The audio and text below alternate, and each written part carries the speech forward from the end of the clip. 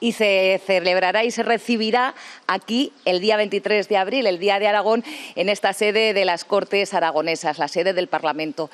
Ha insistido la presidenta de las Cortes que este premio viene a reforzar y a poner en valor el servicio público que han hecho tanto Aragón Televisión, Aragón Radio y los canales digitales a lo largo de 20 años. Y precisamente es que también estamos de cumpleaños este año, este 2026, porque se cumplen 20 de la primera emisión de Aragón Televisión, concretamente el 21 de abril de 2006. El premio, que como decimos ha sido por unanimidad tanto de la mesa como de la Junta de Portavoces, quiere reforzar esa labor de servicio público que ha servido para hacer identidad, para hacer comunidad y también ha dicho para reflejar el valor de los aragoneses.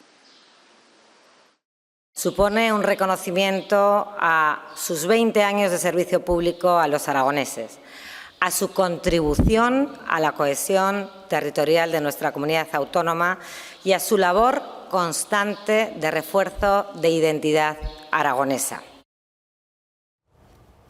Y la noticia, por supuesto, se ha celebrado aquí, en la sede de la Corporación Aragonesa de Radio y Televisión. Las personas que están viendo allí, en esta imagen, son solo una pequeña parte de quienes componemos este equipo de unos 800 profesionales, entre los que hay periodistas, realizadores, técnicos de imagen, de sonido, equipos administrativos, jurídicos, de sistemas, maquillaje o vestuario.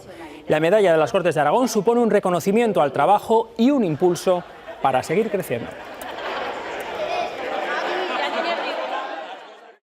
Es un reconocimiento a lo hecho, pero también una responsabilidad y un compromiso, porque a partir de ahora tenemos que seguir con esa misma vocación de servicio público que se ha trabajado a lo largo de estas 2 décadas, con ese esfuerzo, con esa profesionalidad y ante retos muy importantes que nos vienen como esa digitalización. Sin los trabajadores de esta casa y de las contratas que prestan servicios sería imposible.